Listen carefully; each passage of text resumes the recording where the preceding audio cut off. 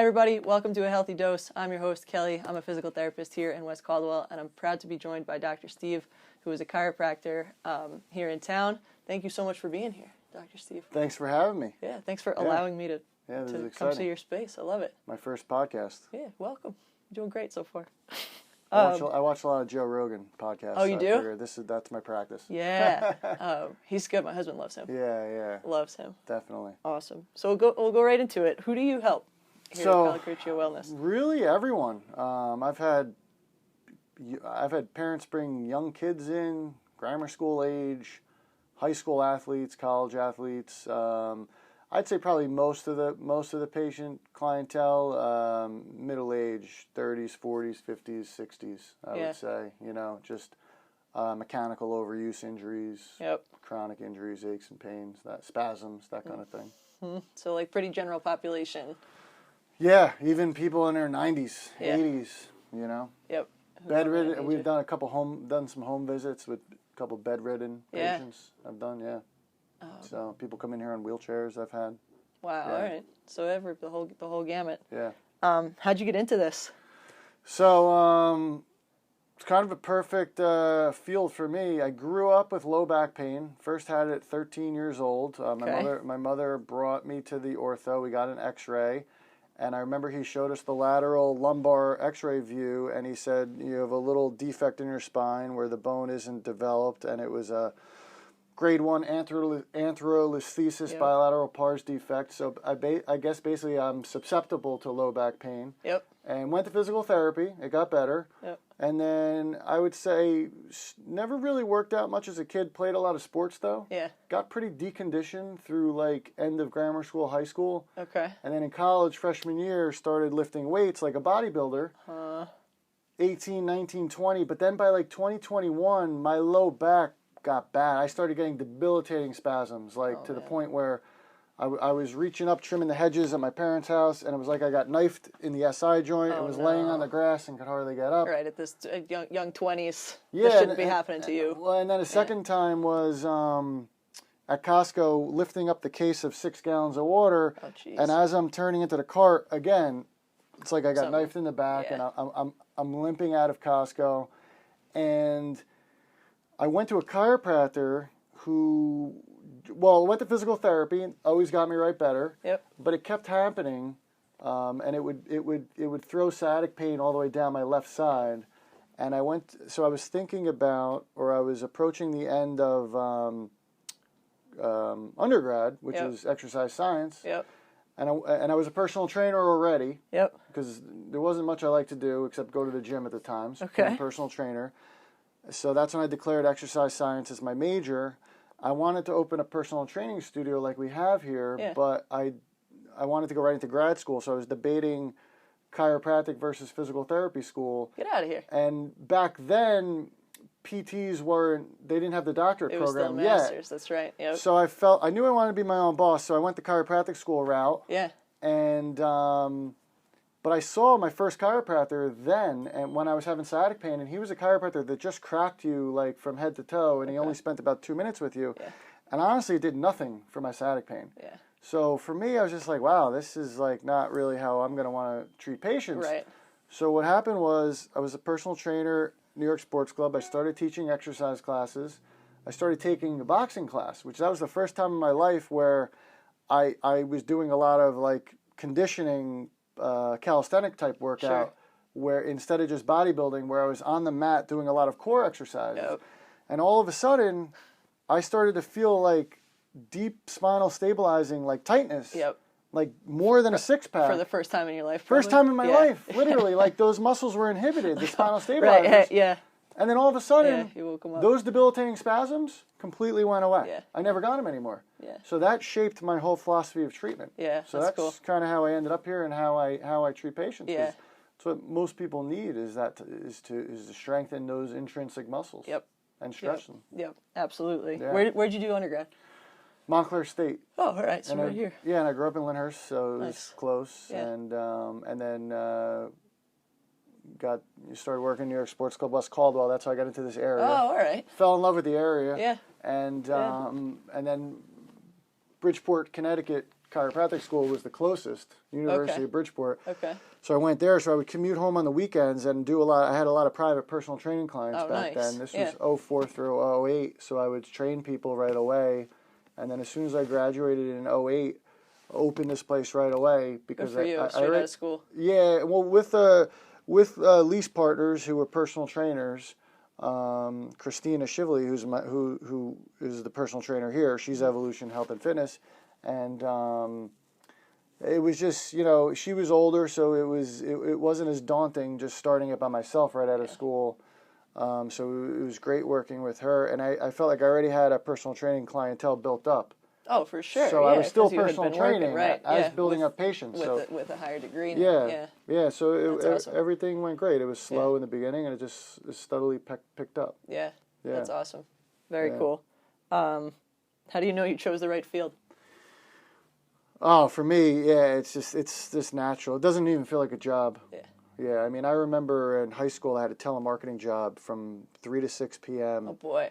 And it was the longest 3 hours of my life. Like, it was just like, I could be here in and out, spending 10 hours in a day here in and out, and it goes quicker than the 3 hours of telemarketing. Than when you were, Yeah, and I was a little bit of a rebellious kid. Sure. I don't take direction well, so I think working for someone would have been not as good for me. I like the fact that I could kind of make my own hours, and I don't have to answer to too many people. Yeah. That's great. Except for my wife. I was just going to say your wife. Yeah. That's the way. That's how you know. Like, especially when you're in a healthcare business, like, I've heard the term, like, I'm unemployable, right? At this point, like, I'm unemployable too. Like, I could go work for somebody else, but it would not, for me, it wouldn't make me as happy as running the show myself. Absolutely. So, yeah. That's awesome that you've built this up, and you've been here, this is what, 12 years? Yeah, since 08. Yep, so we're going on 13. Yeah, and then for me, it's just the fact that I lived through so much of that debilitating low back pain, upper back pain, and got past it and continue to manage it. For me, I feel it's very easy to teach this stuff to people. What do you wish people knew before they came here to see you? Well, I think the main thing for me, what I try to get across to people is I don't look at myself as just a chiropractor, which a lot of people will think, oh, he's a chiropractor. To me, they're all on equal footing. I'm a personal trainer, I'm a chiropractor, and I'm a licensed massage therapist. Yep. So to me, all three are even. Yep. And actually, our therapeutic massage business that's the main thing that I really promote and that we build up here. And so that's the main thing. I don't think a lot of people realize that I have a license in massage therapy and chiropractic. Now, I don't do any massages. I just bring on the therapist, I train them, training and development, and then I micromanage the schedule, I take the laundry home, I manage every aspect of it, and I answer the phone directly. That's nice. 24/7 pretty much. So when people call, it's you, right? They're seeing this guy.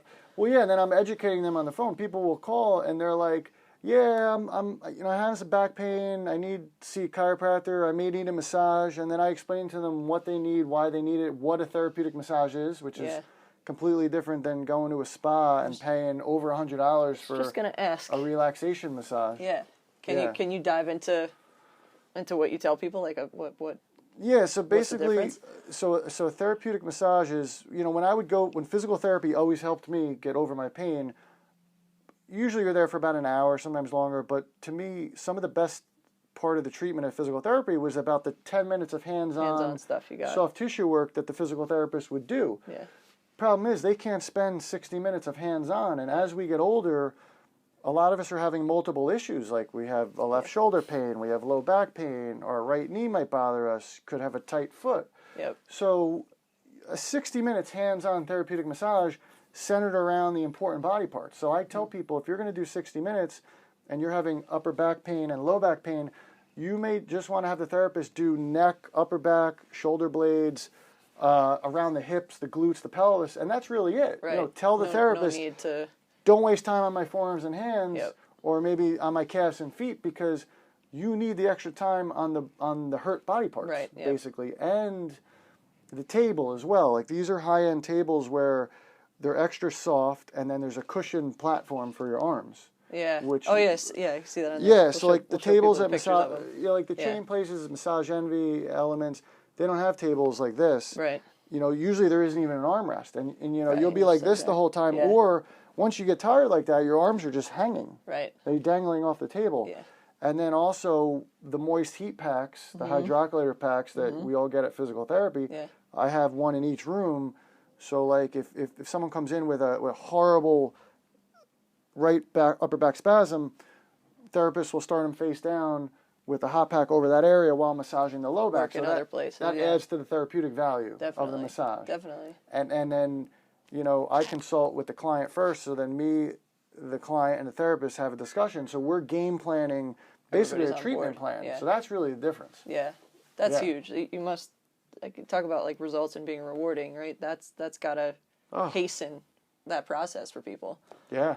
It's amazing. A lot of people are doing 75, 90 minutes or like once a week, every other week, once a month, you know. And then the fact that I manage everything, we're able to keep the cost down where it's affordable for people, most. Definitely. I know. I've seen it out there for years, right? The $50.5 it's right here, and that's awesome. That's being able to provide a service that's affordable for people and really helpful. And I'm more proud of that than anything. Very rewarding. Just because building that, and actually that was probably the best decision I made, was going through chiropractic school after massage school. Going through massage school after chiropractic school, which probably doesn't happen often. No. I did that in chiropractic school. I graduated in 2008, and then because I wasn't a big backcracker, like I would adjust, stretch my patients, like soft manipulation, joint mobilization, but I wasn't big on like if someone called me and said, "Oh, can you adjust my neck to lessen my allergies or my cold?" And I'm like, "Well, I'm not the chiropractor for you. Probably not the right one." Yeah. I don't understand how that works. I don't. It's just not me. Like if you're having shoulder pain or back pain, then I can help you. Yep. And the massage work was such an important part of treatment. I felt like something was missing because I wasn't a huge backcracker like the old school typical type chiropractor. That I looked into the massage therapy school and thankfully I went through it. So that gave me the wherewithal, because I identify with the massage therapist and I know what the schooling is. It's easier for me to train them, develop them, teach, and basically formulate what a good therapeutic massage is. Yeah. So for me, it was the best. One of the best decisions I made. That's really cool. In my career. You typically don't hear that, right? You either hear a massage therapist going to chiropractic school, or PT school or another discipline. Yeah. That's awesome, and I'm sure it helped. Just talking from a nerd perspective, right? Knowing the anatomy and knowing the having that background in it, and then being able to apply that in massage therapy school. Yep, it was at night too, and it was fun. It was funny. The instructor, they were really nice too. In Parsippany, sometimes he wouldn't know. The instructor didn't know an answer to a question, and he would ask me my thought on the answer, like that someone asked. It was a lot of fun. Yeah, that sounds really cool. Awesome. So, if somebody called you up, what could they expect on their first visit with you? First visit, it's a good 60 minutes. Really, every visit is 60 minutes, one-on-one. And I pride myself on that because, with this is serious stuff. You have to be, when you're teaching someone new exercises and stretches, you have to have eyes on them the whole time. So basically, right off the bat, we'll do a brief history of the aches and pains, surgical history, and then the big part of the exam really is the posture evaluation, having them stand up and looking at their posture alignment from all four directions, jotting down any asymmetries, if the head's too far back, how forward the head is, and how the lumbar curve is lost or not, and then some range of motion work, and then basically, usually I start people with electric stim, moist heat, or just moist heat, and then I do about 10 minutes of trigger point work myself on the area, and then we get into the therapeutic exercises. Nice. Which is like, I'll stretch them initially, which is like your soft manipulation, but I'm teaching everyone how to do that stuff on their own. Yeah. So, and I'm still evaluating them as we go through that. So really, checking ranges of motion. And then what I tell them is the second visit is super important because we're going to get to a lot more of the therapeutic exercise, stretches and core strengthening stuff, and then I'm going to give them a list to take home. Whatever we do, I have a printout, I highlight it, they take it home. So a lot of people only see me like 2-3 times. Yeah.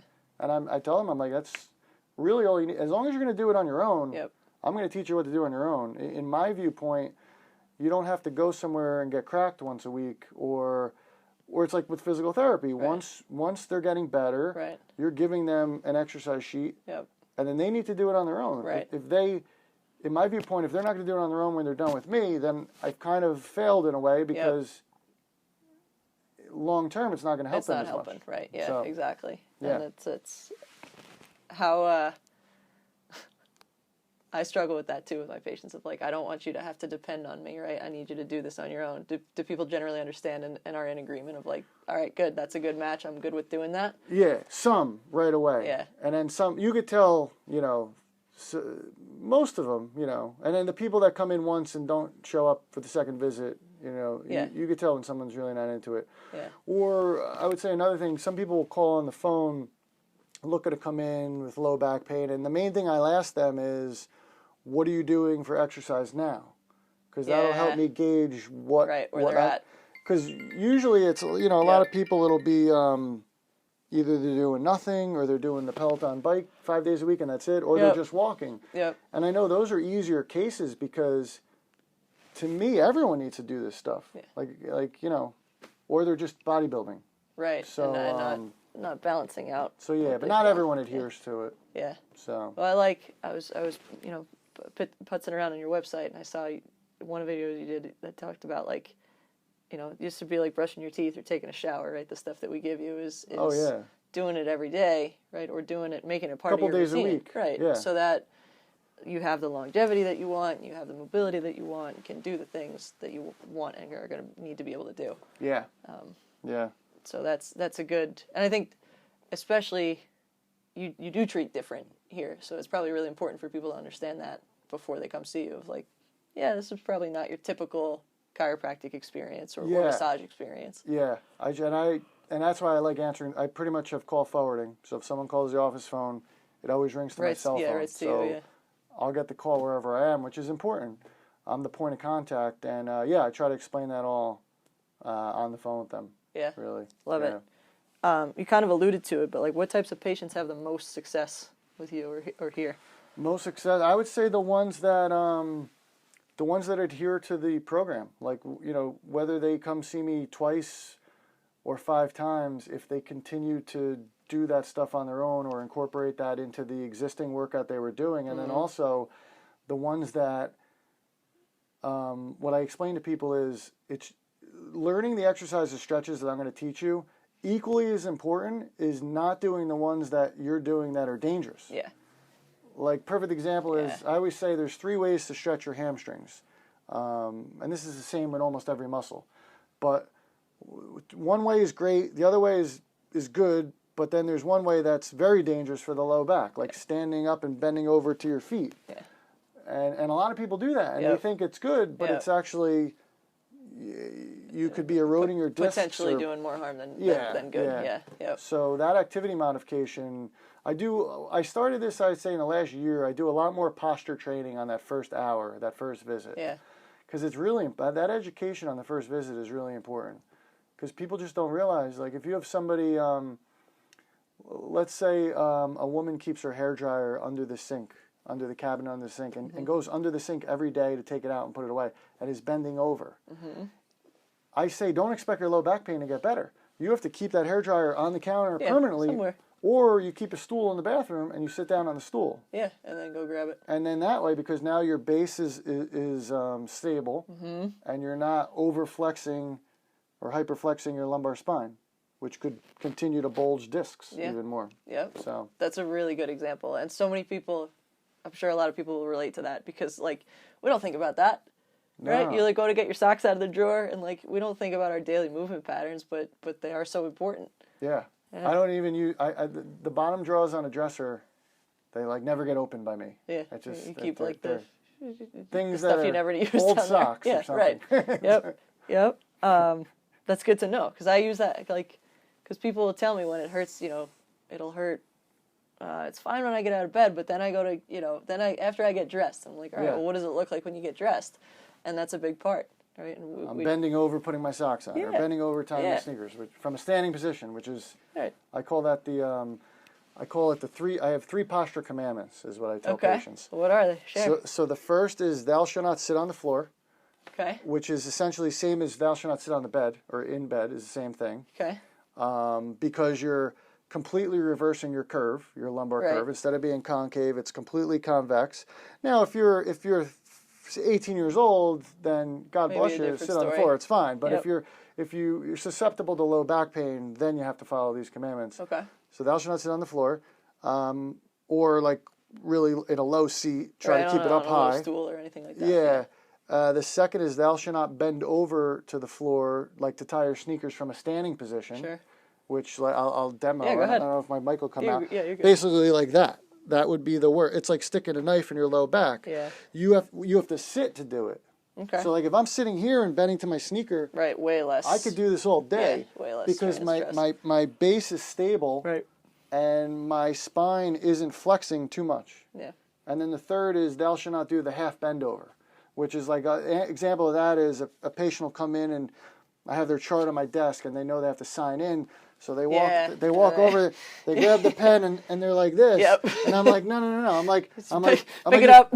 Two choices. Either pick it up. Yep. Either pick it up and sign up here, or sit down and sign like that and keep your back neutral. Yeah. So that's good. Again, it's movement patterns we don't ever think about, but just raising some awareness around it can already start to help people.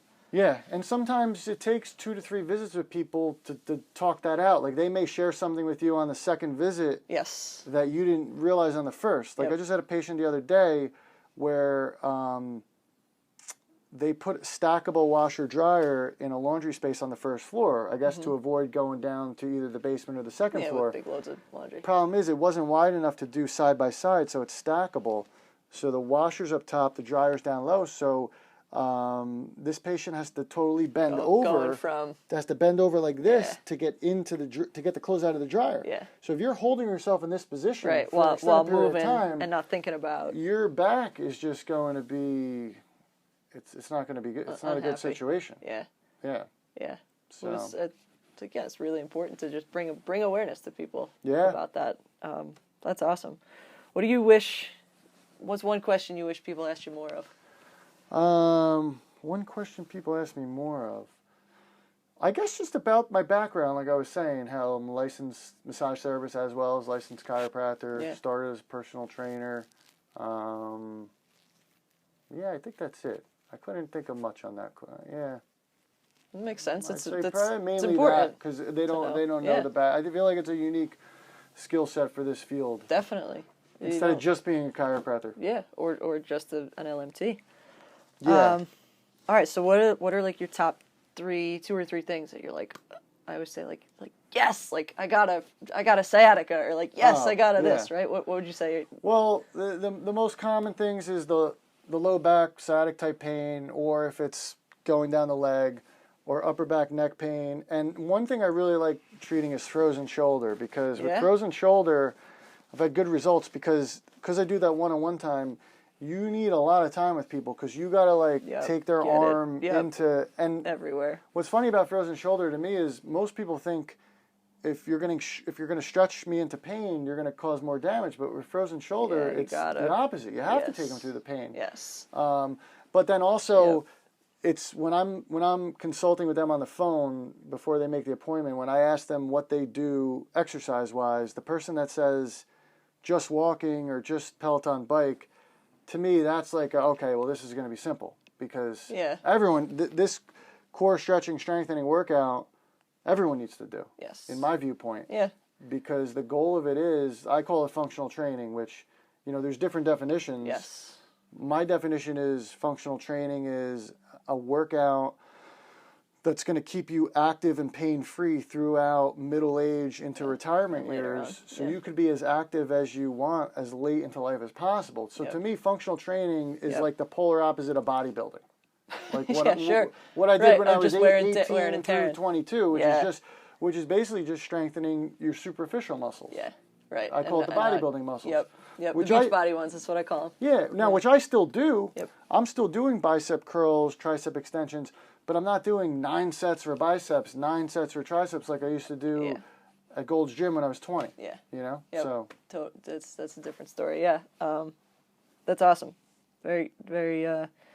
again, and people don't typically think like, oh, I'll go to a chiro for my frozen shoulder or an LMT for my frozen shoulder, but it helps, and you're right. And I always try to tell people, like, especially with a case like that, like, it's gonna hurt. Usually I don't want people to hurt when I'm working with them. Yeah. That's a diagnosis where, like, yep, it's gonna hurt. It's gonna feel better when you leave. Yeah. But it's gonna hurt while you're here. And most people they get that, and they run with it. That's a fun one because Nice. All right. Has there ever been a time where you said, like, you know what, I'm probably not the right provider for you, or like I'm not the right person to treat this? Yeah, especially as of more years in the practice, as you grow more confident in everything. Like now, if someone calls and is like, oh, I'm new into town, I need a new chiropractor, I need an adjustment. And I'm like, well, what's going on? They're like, I feel like my C5 vertebrae is out and my T4, and I kind of want to get, cracked all over. And I'm like, well, it's really not my specialty. Right. I'm not the chiropractor for you. And I've referred, I know of a few chiropractors in the area who I've heard are good in that respect. Sure.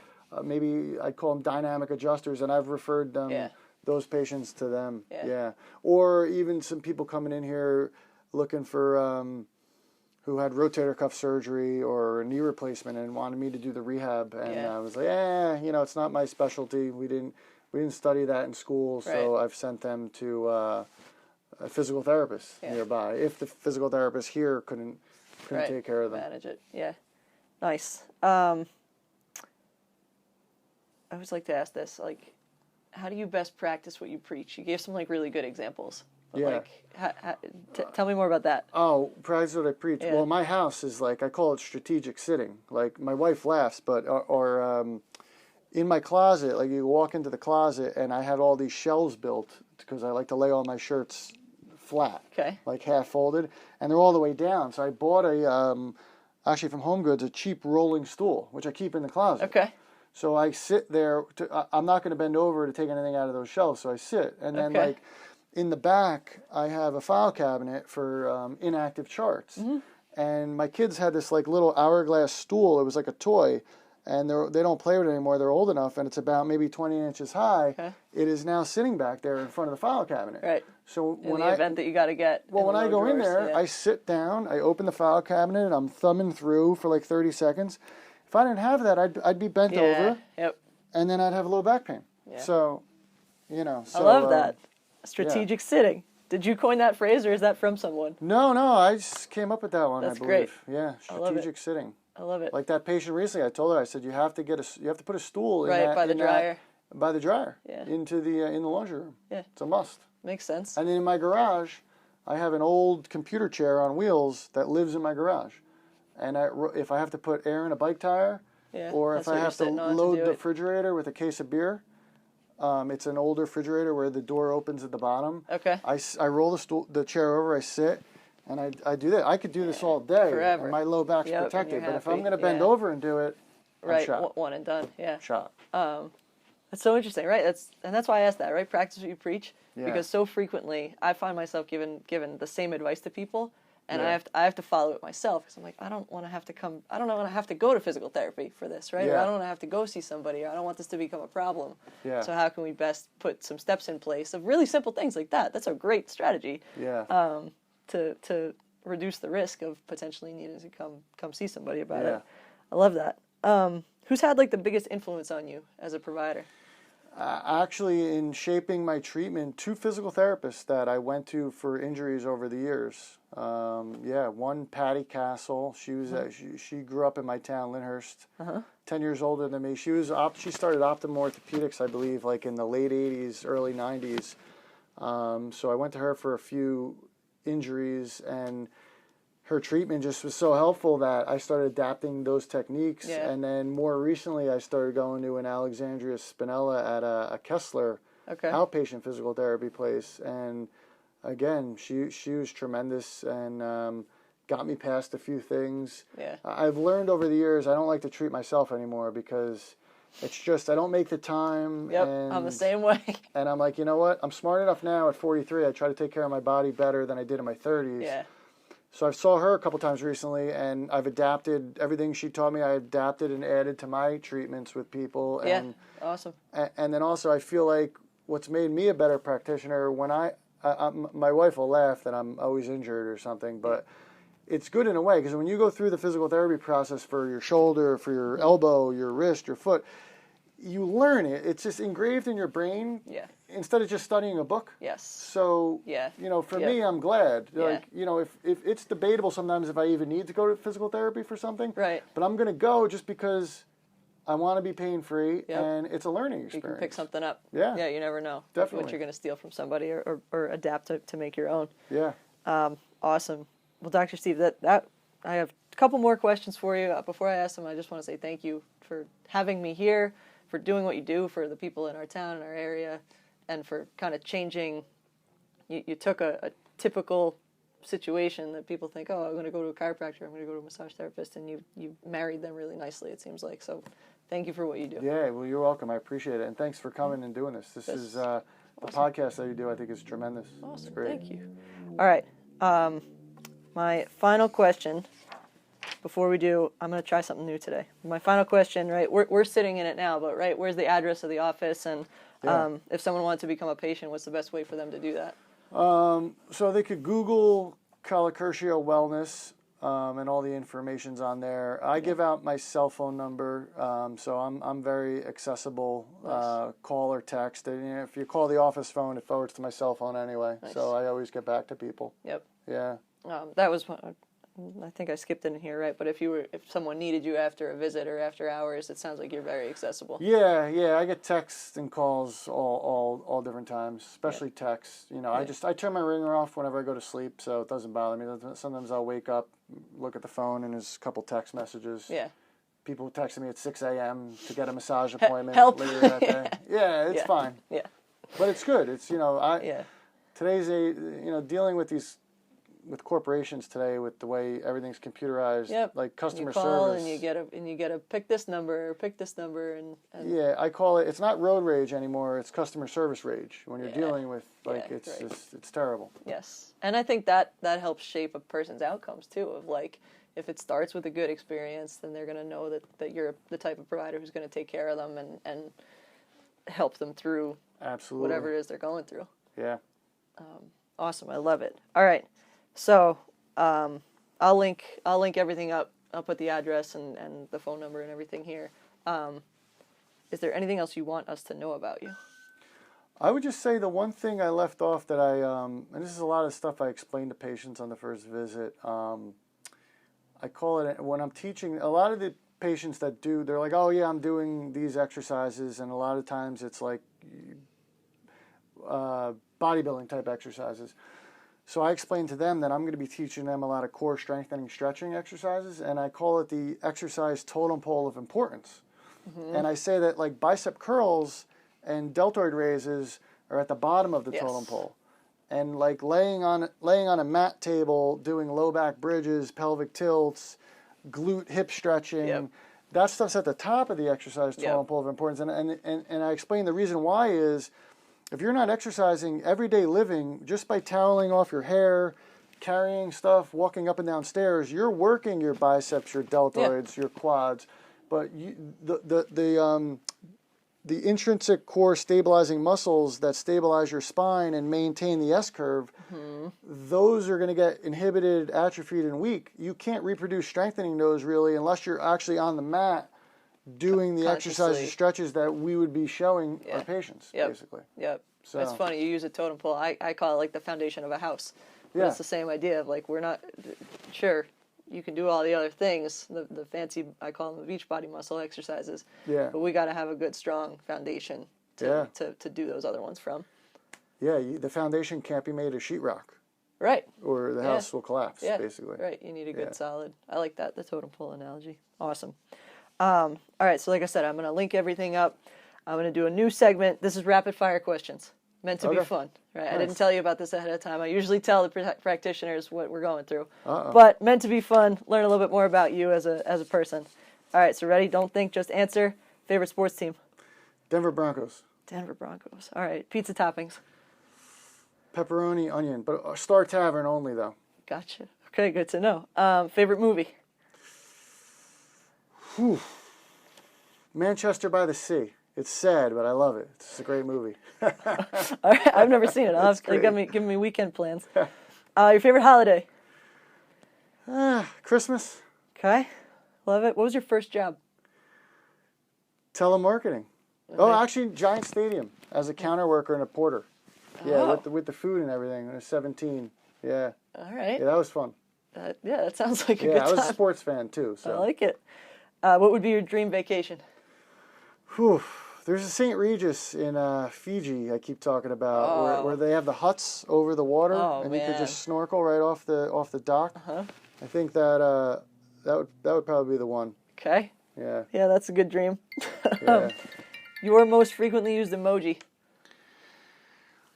Oof. Lately, it's been the we've been so busy. The brain, the face with the exploding brain. Yeah. Like that. Lately. Best concert you ever went to? Billy Joel, Elton John. Oh, nice. Or the Garden? Giant Stadium when I worked there in '94. I mean, that was, and I grew up. Billy Joel's my #1 artist, so that blew me away. Oh yeah, that was amazing. That was awesome. Favorite local restaurant? You maybe just mentioned it. AKB, Area and Kitchen and Bar. Oh, they're good over in Verona. Yeah. Yep. All right, and last one. If you could have a superpower, what would it be? Fountain of Youth in my backyard. Amen. Yeah. Yep. Which is funny. I feel like this is the fountain of youth. Like functional training and therapeutic massage when you have pain. If you can get rid of someone's pain, that's as close to the fountain of youth as you can get. So. Yeah. Love it. Awesome. Well, thank you again. This was really fun. This was amazing. Yeah. We'll do it again sometime. Definitely. Hopefully. Definitely.